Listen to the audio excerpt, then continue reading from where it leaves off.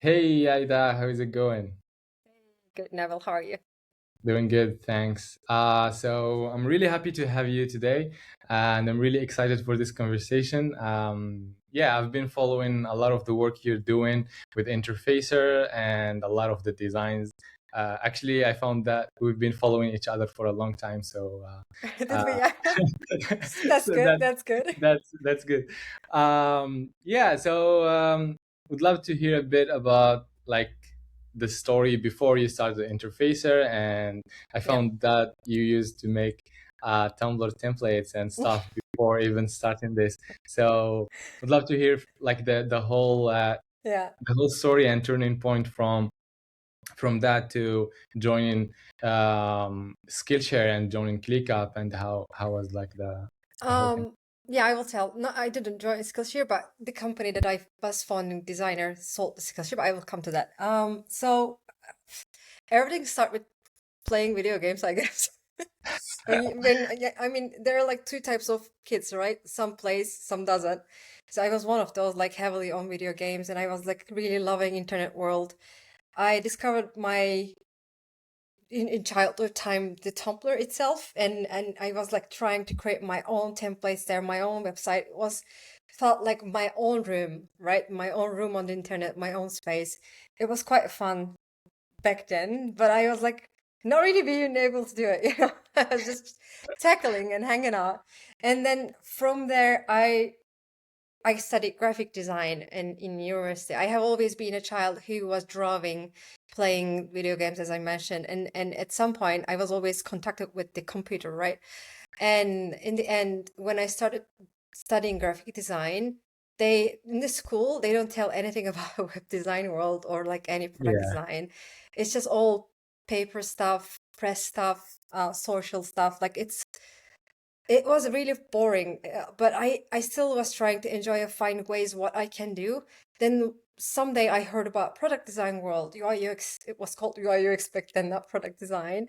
And I saw that people do websites in Photoshop. I tried. I hated it. I hated it so much that I dropped, and I decided like I'm just gonna draw illustrations on Illustrator. Then after probably a year later, a sketch came out and I gave it a try again. I did those Tumblr designs back in Sketch again, and I fall in love with the tool, and I fall in love with designing there. And I literally did a horrible job.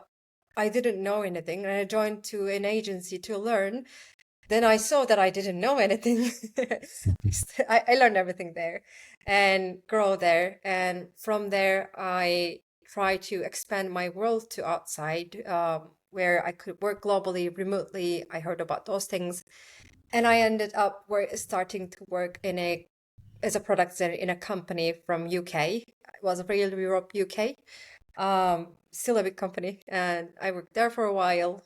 And after that, it goes on and on what I do. Like I did become founding designer in the past, being only one designer in one of the company, and being the 10th or 15th designer in big teams. So I have worked in as a product designer in different scale of companies, and I'm at my 10th year now. So yeah, my last role was at ClickUp, and the time zone was really tricky because I'm in Turkey, the company is in USA, and after a long time, I decided to set aside and just do this interfacer thing if I can do, and it turned out great so far. And me and my co-founder currently run an interfacer together, and been enjoying it since then. super cool, super cool. Thank you. Yeah, so that's what I saw. Like from your experience, I saw that you had like a lot of a lot of experiences with different types of companies, different types of Yeah. skills, and I also saw that you co-founded a product, I guess. Uh, I did so many things yesterday. yeah, I did so so many things. Like there is a lot I of things fit a that. lot. I fit a lot. Yeah, that was I don't know which one you're talking. I'm gonna start with the first one called I actually I'm gonna start from the founding world that I played role was I started with the agency called today it's called Untitled Product. I started with that and it's we founded it with my partner together And I was keen on more being on the product world, not agency back then. And I set aside. It's still a profitable agency. My partner is still running it, development heavy agency. Then I joined Superpeer.com as a founding designer. And while I was there, it raised $9 million, and the company sold to Skillshare. But I left before it sold. I left and I joined to another company. But yeah, it was a great experience, definitely. And I also did being founder. I've been founder of Frekiso in the past, which was a kind of ease burden of freelancers by tracking hard, because every tracking time tool was Yeah. really complex. So I was just building the simplest one. It went well at the beginning. I had like 500 signups, but then it didn't go well because I didn't know how to market it. I still don't know how to do marketing probably. And currently, what I'm building is there's two tools. One called CatchUp, the other one is called FocusCap. Um, those are not something that are non-existals, right? Like Mhm. CatchUp is basically a small feedback tool where you can put your little chat bubble to the corner and get feedback from your clients. Every product out there was like too expensive and too crowded. I again wanted something simple. I built it. I Yeah. have like a couple of users, but still need to do have like marketing and finish a couple of things.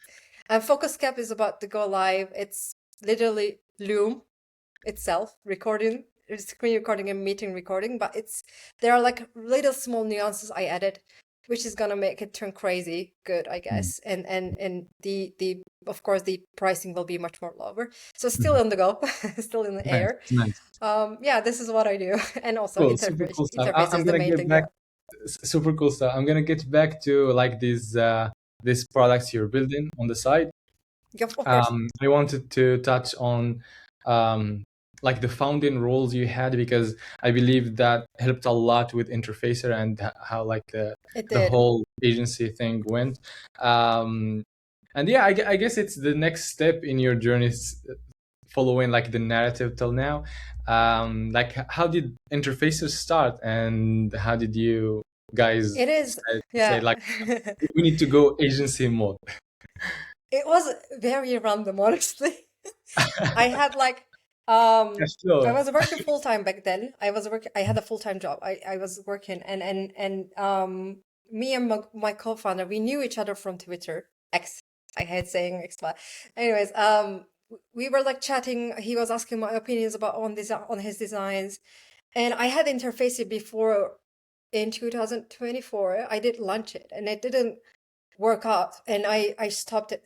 Then he said like he came out, I am thinking to do things like the agency stuff. I was like, okay, let's do it together. I actually have an interfacer name, and I did it in the past, tried, and it didn't work out. Maybe when we join our forces it will be different. And it did make a difference, because Cool. he and we have different skill sets. We cover Mhm. each other's skills basically, and we are very ambitious. Like he's also quite ambitious as I am, like, and I am too, and we drive each other's enthusiasm, and that turns out to be online all the time, work all the time, and that leads to clients and even more and more clients. Nice. And there had been times that we felt burnout burnt out because of a lot of having many clients. But then we said like, okay, let's not focus on money. Let's raise the money. Let's raise the price. And if client comes, they come. If they don't, they don't. We get maximum about 5 clients, and we price high, and we do excellent job. Cool. That was the core idea. Yeah. Like, what do you get? Like 5 client per what time frame? As long as they want, like, but monthly in a time. They book us Okay, so for month of couple of months. Yeah, but we try because to manage time. you like you said, we need to get like 5 per month, and that would be it for us, so we can focus on doing like a good True, job with these 5.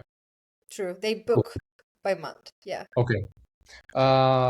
Nice. So I would love to dig a bit into this agency stuff. Now, of let's course. start from like the very beginning. Let's say a new client reaches out, and what's the process? How do you manage the whole thing from the Yeah. client reaching out to ending up with like deliverables and getting paid, basically. Yeah, it's not exactly like that. Our model is subscription, right? Like then Okay, they it's a they retainer. they don't have to write a scope or anything. They can just, it looks like you're hiring someone full time and you Hmm. start quickly tasking them. This is how it works with us. Of course, some people want to know the scope and outline what they are going to get for the month because they only want to stay a month. We Hmm. try to write those down, try to be reasonable as much as possible, of course, without like burning out ourselves. But yeah, mostly they come in, they stay for a couple of months. We have like long-term clients, had long-term clients too. Hmm. They've used us as a full-time designer, literally, however they Okay. want, but we get paid ahead at the beginning, All right. and then they are booking the month. Yeah, that's interesting. So basically, it's the type of client you get, because I'm trying to imagine this whole like process working for a 0 to 1 type of client. I don't know how would that apply to it, or is It those is types it of clients it's true not that included? there's like it is true that we attract a type of client who wants a mostly startups that doesn't have crazy structure. They're flexible, they have the money, they just want to jump in, someone to jump in and do to get the shit done. That's where we come in mostly. Hmm. And or either they want a full-time designer in their team, but for their salary range usually that's not enough, but they get two designer out of us, if they hire Hmm. us. That's another win. And yeah, and the way that we work, we always say we give updates 2 times in a week, every Tuesday and Thursdays. Okay. And other than that, the other days are work days for us to heads down, so not to be bothered. Of course, if there are like small things, we get bothered and try to be as responsive as possible, like get back quickly if the task is small. Hmm. But yeah, we have a structure of working, and so far it's been good. That's awesome. So I imagine you will be working with their PM, or how does it actually work? It Like depends, not really scope PM. wise, We is it tasks? Is it like they say we need to redesign this and then you go figure it out, or like is it well scoped? How does it actually work? It's more of like a integrated into their team. We usually work. It wasn't only always PM. Like last client we were working with their lead product designer mainly. Mm. We've been having like we did their design system, like new refreshed style, and then the entire product refreshed. And we've been working closely with their main lead product designer. And the other client we had, like this is another example. They were like he was a co-founder. He was leading us directly, so Mhm. it depends and changes, but yeah, there's not much in our model. I think the scope really doesn't work, but there are some, as I mentioned, they want things to be scoped out.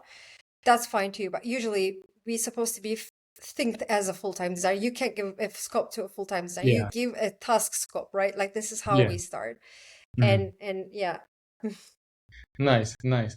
Yeah, so this is like the work side, the how you collaborate kind of thing. There is another part of the agency which is getting those clients actually, and Oh how do yeah. you like what's your strategy for that? Is it like sharing work? Is it outreach? Is That it was the only one, honestly. We did not do any extra stuff. Most of our clients brought another client, reference, Mhm. reference by referrals, basically. But we get our all clients. We got our all clients so far from X directly, Twitter. They've been reaching out us, seeing our work, and booking a call. I directly jump on a call. We start chatting. I understand their pain points, what they are looking for, and I explain how we work, what we do, and then we once we had like 4 clients starts on one Monday, same Mhm. Monday after those Wow, calls. that's awesome. Yeah, yeah, it's been a good ride so far, but of course the current world politics affects Twitter X world, meaning that we get reach as less than before. So Mm. things are more um how to say settled right now. So Mhm. but we have ongoing clients, so we are good. But for the reach out and getting a new call, so it's been a little bit hectic right now. Yeah. Okay. Interesting. I don't know. I saw somewhere that you mentioned you scaled like the agency to 13K MRR. I don't know if this is still the case 30K. or it's directly like 30K. 3 clients. If you have 3 clients, right? Yeah, with We do. So 10K, it's much monthly simpler. 30K directly because we charge 10K. So it's approximately been 30K. We have like 5 clients to one, like at least 2 clients usually, and then 5 clients maximum. So usually we have been unbalanced way 30K in the mid Yeah, all the time. Like I could say like 50K, but but it doesn't make sense because some yeah, months we exactly. down to 20, even sometimes 10, it changes. But yeah, I say the middle ground always. Mhm. Okay, okay. Um, so from my experience, when you say like we work with this pricing, especially when you tell people 10K, they usually perceive it as a premium price. Um, Yeah, yeah. do you find yourself in that situation where you're trying to justify here is why we are worth 10K, or it's it's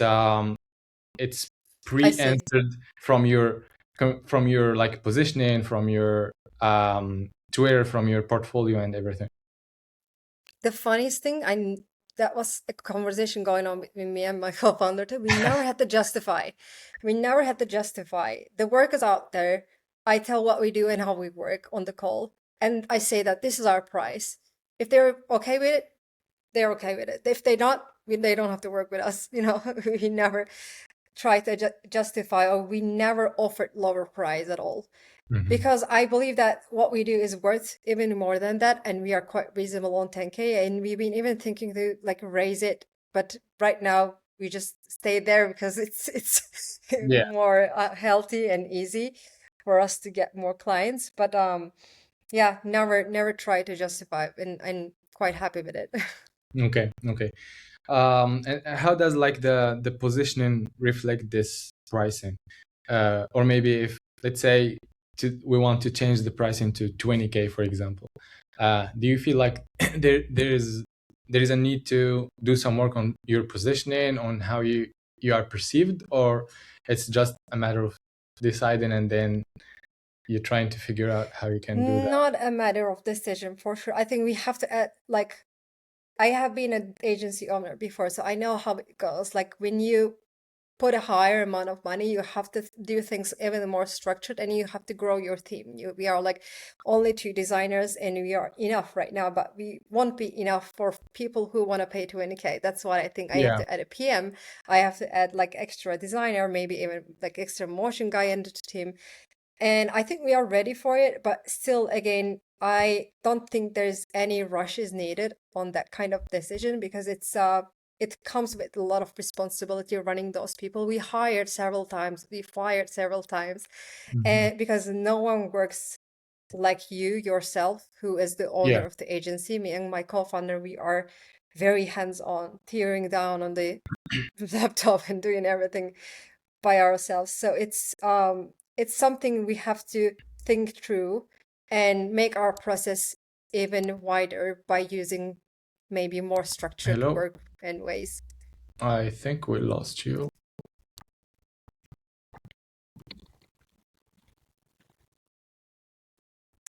I think it cut out. I'm back now. Yeah, yeah, I was texting you. Yeah, so You you're wanna talking take the about question again, or all good? no, it's okay. You were talking about like the fact that you were thinking that change on the price will need to scale the team and like add much more structure to it. Yes, true, Um, definitely. okay, so going back to this structure thing, I bet like right now there is some sort of structure.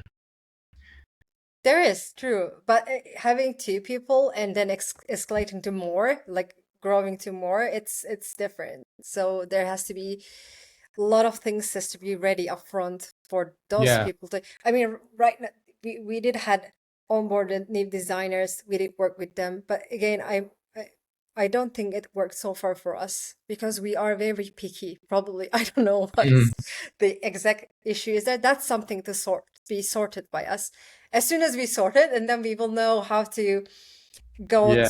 go up to 20K and start working with that range and the expectations to be and expectations to be narrowed down for those clients, Mhm, basically. mhm. Yeah, there's also like the part where you need to have like some sort of, I'm not gonna say process, but just like some sort of framework that people who are joining will use, and that will maintain the quality you are trying to ship.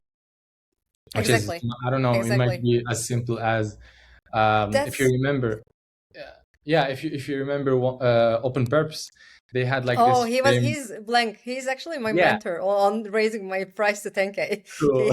I chatted with him and he gave me some good tips, and very happy that he Nice. did replied.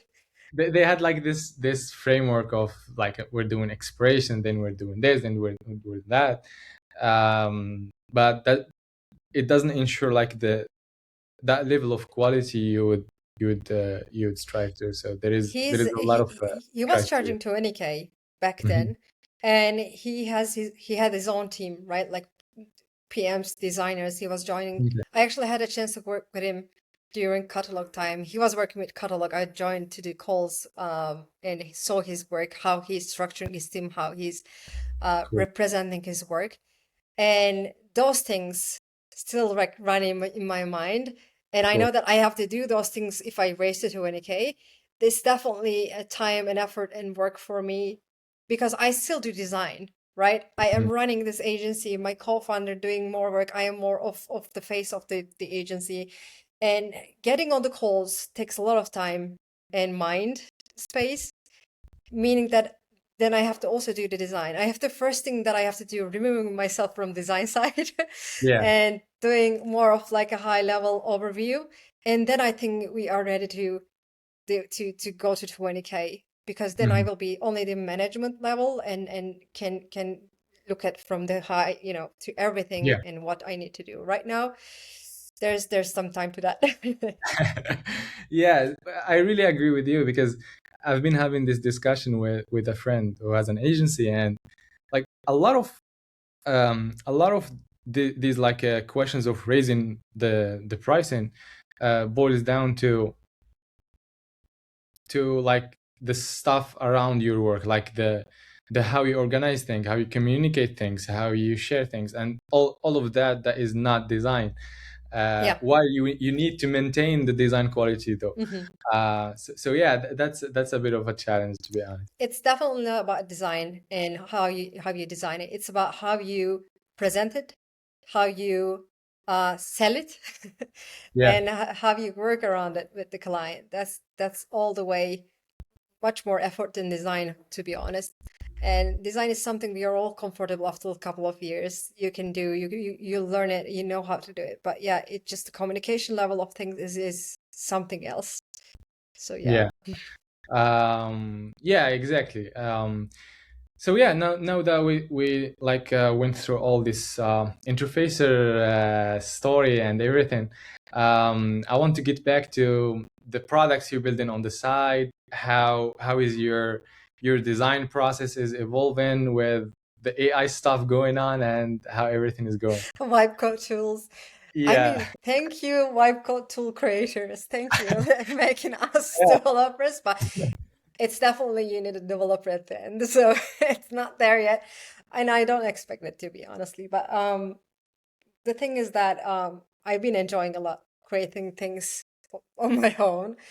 But it's still a lot of time consuming, and you have to learn a lot of things on the way. And you have to think all the aspects. If even if you finished the product, you did everything. I am horrible at marketing, I guess. I don't know how to market. Like it's not launching product hunt.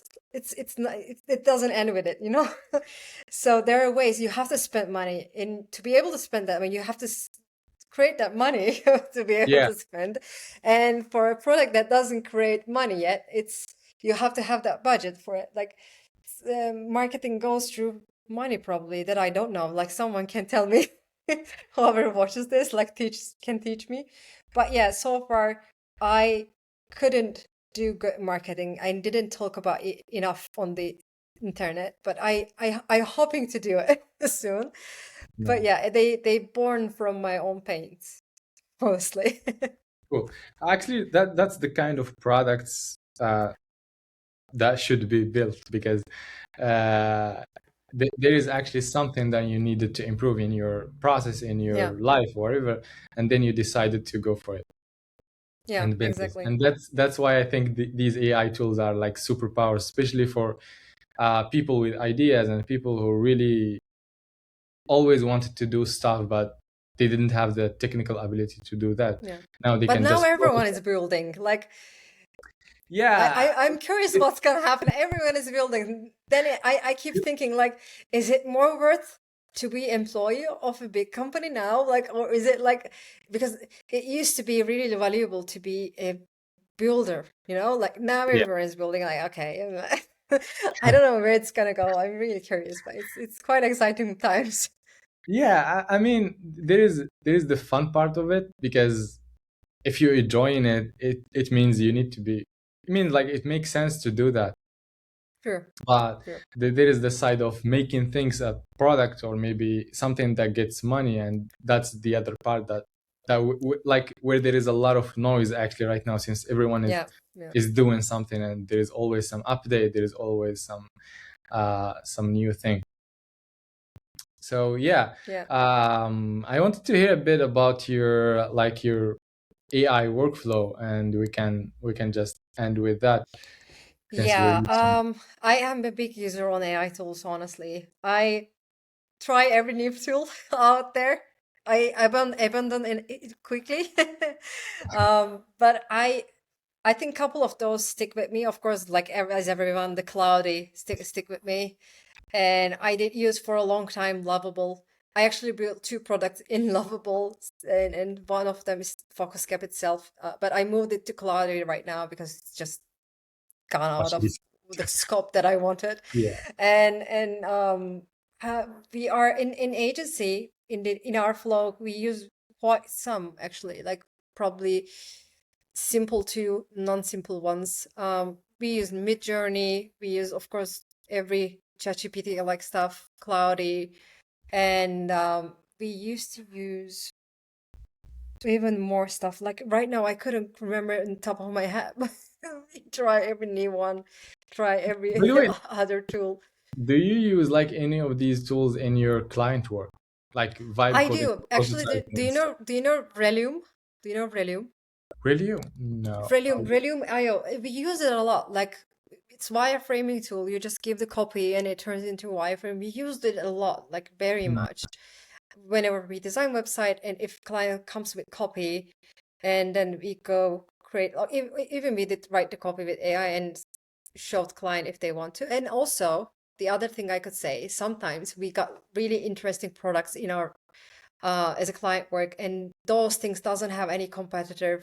Those ones was quite good challenge, and it was mm, really nice to use AI for those tools. Like we did even the prototypes, not prototypes, wireframes via AI tools to see what AI itself gives us. So we kind of build upon it. Like for instance, I had this task and I had to figure it out. I went to wipe coding tools. I told what my case. It created me a couple of screens. I like some pieces and I didn't like some of the pieces. I mm. screenshot all those things, brought to my Figma, and I just mixed and match and Yeah. in the what I have, in mind, and what my Uh, ChatGPT says, and the other what my codes gave me, and complexed and um, mixed and everything, and yeah, yeah, created my I own can stuff. I can relate to the process you mentioned, because I use AI in the same way. I'm using it for exploration, because Same. when you start, there is a lot of ideas, there is a lot of context, and you need to like converge all of that into something, some sort of Yeah. artifact or a design or something. And AI really helps in like exploring stuff, and you become like some sort of a Makes the judge. process This is faster, good, this definitely. is bad, this is, and then you keep adjusting, and it really saves time in the Exactly. exploration phase. So yeah, that's awesome. Exactly. Yeah, yeah. Yeah, I guess we covered everything. Cool. um really I did appreciate 30 you minutes. being here, Aida. Thanks for the time and for sharing with us everything you're doing. Best of luck with Interfacer. Thank you, Nabil. Thank you for having me, Sure. giving this time to us, and it was really nice to chat with you. Pleasure to meet you. Have a good Pleasure. day. Bye. Bye.